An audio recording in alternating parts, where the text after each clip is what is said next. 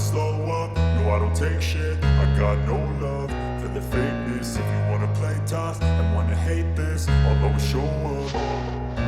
I don't ever slow up, no I don't take shit. I got no love for the fakeness. If you wanna play tough and wanna hate this, I'll always show up. देखिए JEE 25 का question है। क्या question है समझिएगा। The remainder when 7 power 103 is divided by 23 is equal to. इसके दो तरीके होते हैं करने के। एक होता है थ्रू रिमाइंडर थ्योरम और through binomial theorem, both are same thing. आप रिमाइंडर थ्योरम के थ्रू भी कर सकते हैं, बाइनोमियल थ्योरम के थ्रू भी कर सकते हैं। फॉर एग्जांपल जैसे ये 7 की पावर 103 तो हम 7 स्क्वायर लें। अब 7 स्क्वायर होता है 49। अगर मैं आपसे बोलूं कि 49 में रिमाइंडर थ्योरम कंसेप्ट भी बहुत अच्छा है, बाइनोमियल से तो आपने सीखा, रिमाइंडर से भी सीखे। तो 49 अगर मैं 49 में 23 का डिवाइड करूंगा तो 23 2 जा 46 तो मुझे मिलेगा 6। इसको ऐसे लिखते हैं, ना भी लिखो तो चलेगा, पर इसका मीनिंग होता है 23 का 49 में डिवाइड किया तो रिमाइंडर शुड बी 3।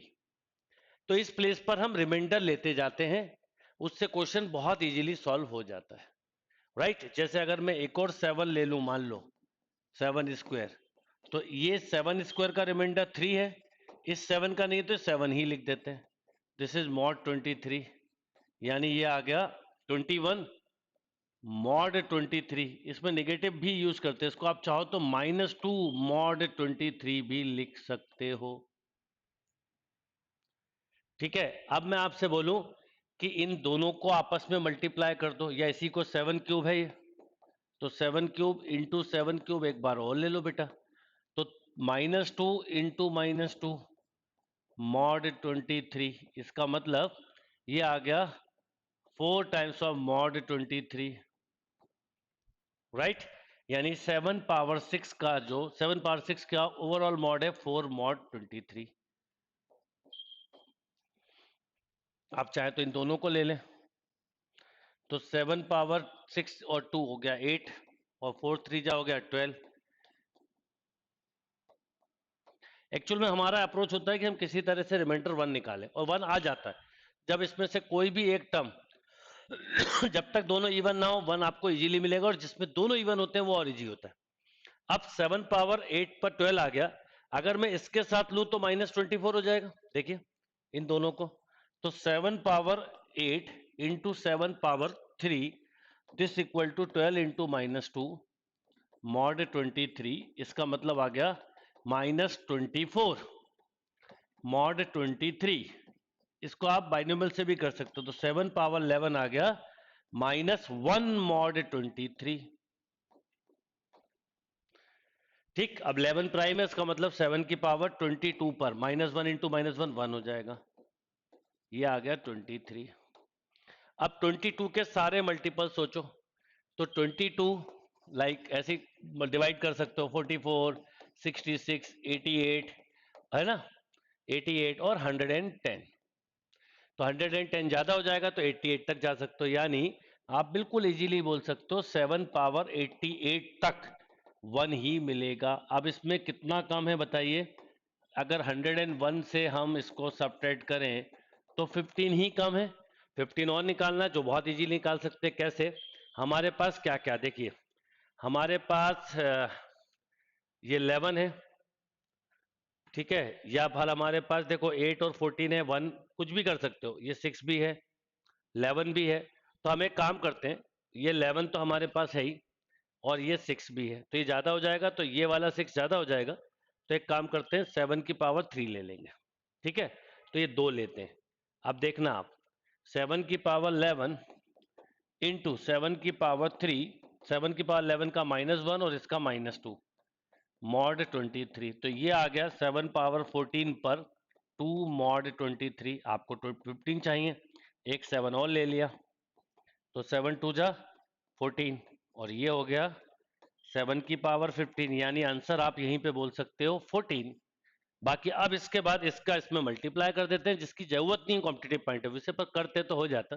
तो 7 power 88 into 7 power 15 this equal to 1 into 14 mod 23। तो finally 14 mod 23 is a right answer. Is that clear?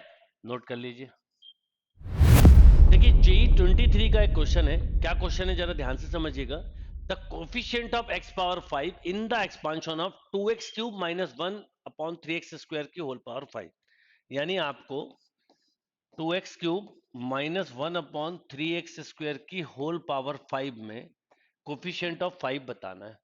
अच्छा, आप कोफिशिएंट ऑफ जब 5 की बात आती है तो कोफिशिएंट ऑफ 5 जब आप बताते हैं तो आपको सबसे पहले ध्यान रखना होता है कि कौन से टर्म में ये पता करना होता है। इसके लिए एक ट्रिक फॉर्मूला मैंने कई बार बताया, ये सारे सेशंस आपके लिए बहुत यूजफुल है। आप इजीली 99 परसेंटाइल स्कोर कर सकते हैं।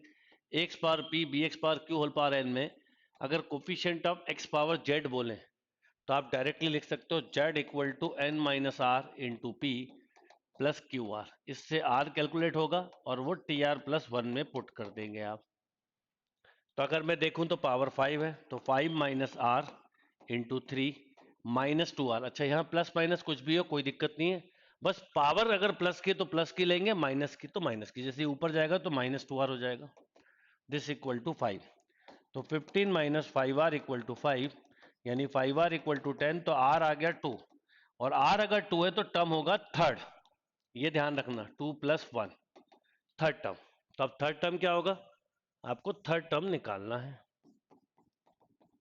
तो आप लिखोगे 5c2 राइट 2x क्यूब की पावर, क्यूब ना भी लिखोगे तो कोफिशिएंट ही बोला है, 2 की पावर 3 और माइनस 1 अपॉन 3 की पावर 2। 5c2 होगा 10, ये हो गया 8 अपॉन 9, तो आपको मिल गया 80/9। काफी सिंपल क्वेश्चन था, बस कैलकुलेशन मिस्टेक ना हो इस बात का आपको ध्यान रखना था, राइट। देखिए जेई 24 का एक क्वेश्चन है। क्या क्वेश्चन है, let alpha beta be the roots of the equation x square plus 2 root 2x minus 1 equal to 0। The quadratic equation roots are, मतलब एक ऐसी क्वाड्रेटिक इक्वेशन बतानी है जिसके रूट्स क्या क्या है, जरा ध्यान से देखिए, थोड़ा टाइम टेकिंग हो सकता है। रूट्स हैं अल्फा 4 प्लस बीटा 4, इसको थोड़ी देर के लिए मान लेते हैं p है, और एक है 1/10 अल्फा 6 प्लस बीटा 6, इसको क्यू मान लेते हैं। तो क्वाड्रेटिक इक्वेशन का फॉर्मेशन तो आप बहुत इजीली कर लोगे, x square minus P plus Q into x plus P Q. Important है कि आप ये निकाल पाए सही, राइट। अब मैं एक काम करता हूं, कई जगह पे देखिए आंसर्स आप कैसे देंगे बताता हूं। सबसे पहले अगर मैं बात करूं इस इक्वेशन की तो अल्फा प्लस बीटा है माइनस 2 रूट 2 और अल्फा इंटू बीटा है माइनस 1। अब सबसे पहले मैं बात करूं alpha square plus beta square की, तो आप बोलते हैं sir alpha plus beta square का whole square minus 2 alpha beta. Yes और नो, अल्फा प्लस बीटा मतलब 2 रूट 2, तो 4 8 प्लस 1 तो ये हो गया, नहीं 8 और माइनस 1 प्लस 2 तो ये हो गया 10। अब मैं बोलूं आपसे अल्फा 4 प्लस बीटा 4 क्या होगा, तो आप बोलते हैं sir alpha square plus beta square का whole square minus 2 alpha square beta square. तो ये अल्फा स्क्वायर बीटा स्क्वायर का होल स्क्वायर मतलब 100 माइनस ये हो जाएगा बेटा 2 इंटू माइनस 1 का स्क्वायर 1 तो माइनस 2, तो एक तरह से 98, राइट। इसका मतलब आपके पास इसकी वैल्यू जो है p की वो 98 आ गई। अब आपको अल्फा 6 बीटा 6 भी निकालना है, तो अल्फा 6 बीटा 6 निकालने के दो तरीके हो सकते हैं कि मैं इन दोनों को आपस में मल्टीप्लाई कर दूं या क्यूब करके करूं तो ज्यादा अच्छा है, मल्टीप्लाई कर देते हैं। Alpha square beta square into alpha 4 plus beta 4 क्या होगा बताता हूं। देखिए जब आप मल्टीप्लाई करेंगे तो alpha 6 plus alpha square beta square बाद में कॉमन ले लोगे तो alpha square plus beta square आएगा। थोड़ा मेंटल कैलकुलेशन भी करनी है, जेई का पेपर सॉल्व कर रहे हैं। देखिए alpha 4 beta square beta 4 alpha square ये आ गया प्लस बीटा 6, ये तो बताना है। अच्छा ये वैल्यू कितनी है अल्फा स्क्वायर बीटा स्क्वायर की 10, ये 98 equal to alpha 6 plus beta 6 plus ये माइनस 1 का स्क्वायर है तो 1 हो जाएगा, और अल्फा स्क्वायर बीटा स्क्वायर है आपके पास 10, राइट।